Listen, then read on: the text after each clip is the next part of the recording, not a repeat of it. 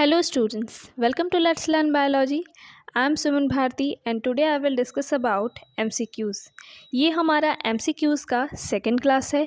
पिछली क्लासेस से मैं बायोलॉजिकल क्लासिफिकेशन जो कि आपकी 11th क्लास की NCERT बुक की सेकंड चैप्टर है उसका मैं MCQs करवाते आ रही हूँ. ठीक है, पिछले क्लासेस में हम लोगों ने 10 MCQs को किए थे. इस क्लास में भी हम लोग 10 MCQs को ही करने वाले हैं. तो चलिए टाइम को ना वेस्ट करते हुए हम लोग अपने MCQs की तरफ बढ़ते हैं. तब तक हमारे चैनल को लाइक करें, शेयर करें और अगर चैनल पे नए हो तो इसे सब्सक्राइब कर लें. ठीक है, एंड अपने दोस्तों के साथ शेयर करें. ये MCQs नीट के साथ साथ उन स्टूडेंट्स के लिए भी बहुत ही इम्पॉर्टेंट होने वाला है जो कि 11th एंड 12th का एग्ज़ाम देने वाले हैं. इस बार आपकी जैक बोर्ड की एग्ज़ाम जो कि नवंबर में होने वाली है, टर्म 1 की एग्ज़ाम, जिसमें MCQ क्वेश्चन पूछे जाएंगे. तो प्लीज़ अटेंशन दें इस क्वेश्चन में और ध्यान से देखें. ओके, चलिए हम लोग अपने क्वेश्चन पे आते हैं. Question number 11. क्वेश्चन नंबर 11 क्या है हमारा? Select the incorrect statement with respect to eubacteria. Eubacteria के रिस्पेक्ट में हमें इनकरेक्ट स्टेटमेंट को चूज़ करना है. ठीक है, तो हम लोग अपना ऑप्शन देख लेते हैं. पहला ऑप्शन है हमारा have a very simple structure. Second है peptidoglycan nature of cell wall. Third is heterotrophs are most abundant in nature and fourth is so most simple metabolic diversity. तो आपका ऑप्शन नंबर 4 जो है वो करेक्ट हो जाएगा क्योंकि यू बैक्टीरिया जो है उनमें सिंपल मेटाबॉलिक एक्टिविटी नहीं होती है बल्कि कॉम्प्लेक्स मेटाबॉलिक एक्टिविटी होती है. ठीक है, 12 नंबर क्वेश्चन में क्या है? Find odd one with respect to phototrophic nutrition. Phototrophic nutrition means ऐसा न्यूट्रिशन जिसमें बैक्टीरिया जो है अपना भोजन फोटोसिंथेसिस के द्वारा ऑब्टेन करते हैं. ठीक है, तो उसमें से इसमें 4 ऑप्शंस दिए हुए हैं, बैक्टीरिया के नाम दिए हुए हैं. उसमें से कौन से ऐसे पेयर हैं जो कि फोटोसिंथेसिस नहीं करेंगे? तो ऑप्शन नंबर 4 जो है वो आपका करेक्ट हो जाएगा कि इसमें जो बैक्टीरिया है स्यूडोमोनास एंड क्लोस्ट्रीडियम, ये ऐसे बैक्टीरिया हैं जो कि फोटोसिंथेसिस नहीं करते हैं. ये हेट्रोट्रॉफिक बैक्टीरिया होते हैं. नेक्स्ट क्वेश्चन क्या है आपका?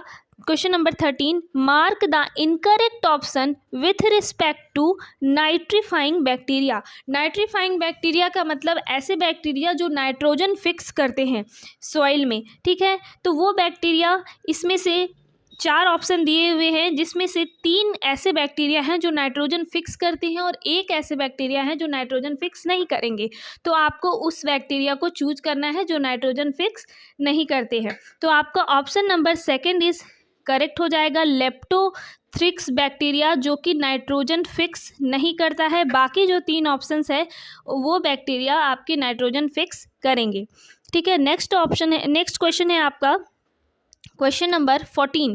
क्वेश्चन नंबर 14 में क्या है? Genetic recombination in which a small double stranded piece of DNA is transferred from donor bacteria to the recipient bacteria by a bacteriophage was first demonstrated by. Means कि genetic recombination में एक experiment में ये किया गया कि जिसमें small double stranded piece of DNA को ट्रांसफ़र किया जाता था डोनर बैक्टीरिया से रेसिपिएंट बैक्टीरिया के बॉडी में.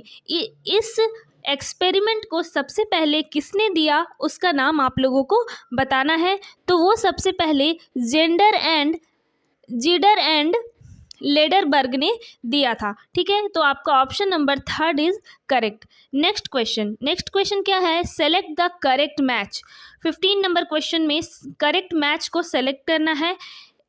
इधर आपकी कॉलम 2 में 4 बैक्टीरिया के नाम दिए हुए हैं और दूसरी तरफ वो बैक्टीरिया किस चीज़ को इफ़ेक्ट करते हैं उसके नाम दिए हुए हैं. ठीक है, तो इसमें से जो आपका ऑप्शन सही होगा वो ऑप्शन 1 जो है वो करेक्ट होगा. जैसे कि हम लोग फिर से अपना कॉलम देख लेते हैं.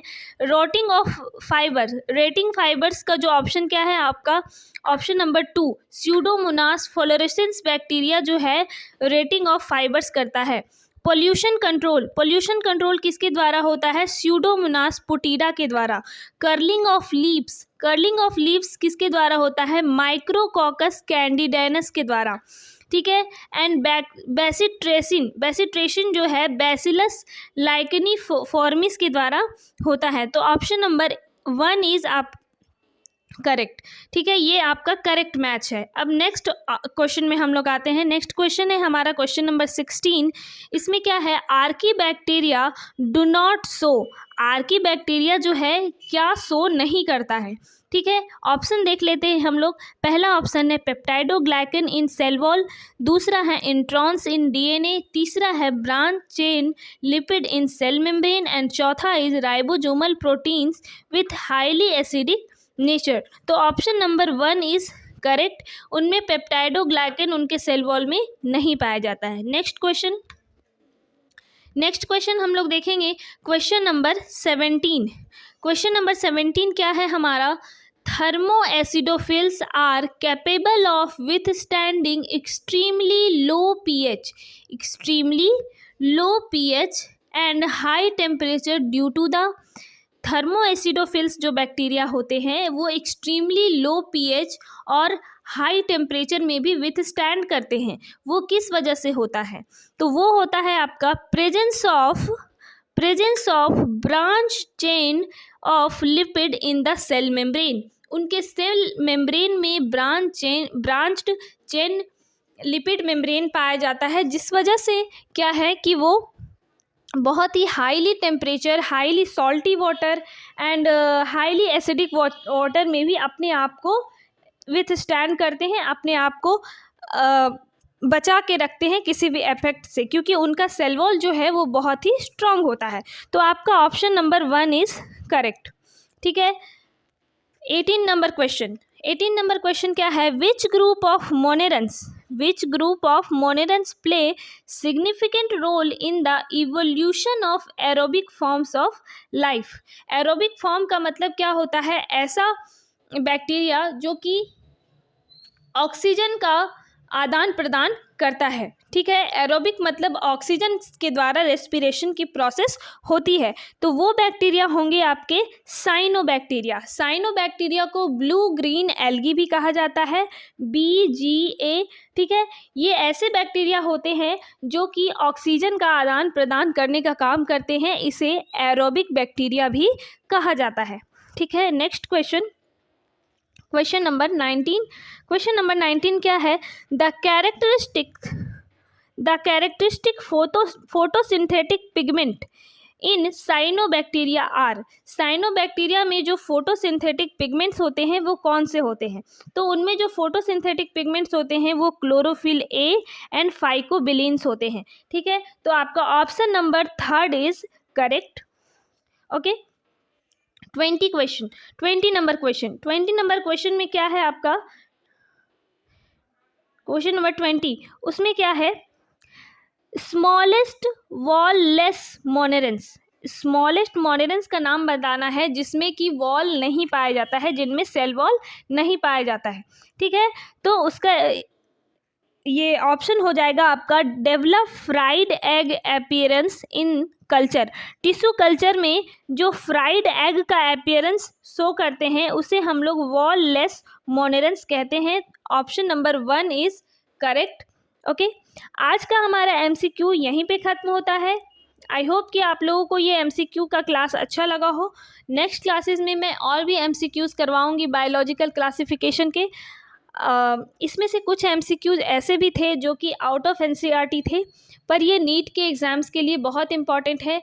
पर कुछ ऐसे भी MCQs थे जो कि आपकी NCERT की बुक से डायरेक्ट उठा करके दिया गया है, ठीक है। तो आपको दोनों तरह के MCQ को ध्यान में रखते हुए चलना है। जो स्टूडेंट्स नीट की तैयारी कर रहे हैं उनके लिए भी, और जो स्टूडेंट बोर्ड के एग्ज़ाम्स की तैयारी कर रहे हैं उनके लिए भी ये बहुत ही इम्पॉर्टेंट होने वाला है, ठीक है। आगे मैं और भी MCQs बताऊंगी, उस प्लेलिस्ट को देखना ना भूलें। और ऐसे ही इन्फॉर्मेशन के लिए हमारे चैनल को सब्सक्राइब करें, इसे दोस्तों के साथ शेयर भी करें एंड लाइक करें। तब तक के लिए बाय बाय, मिलते हैं नेक्स्ट क्लासेस में। Thank you.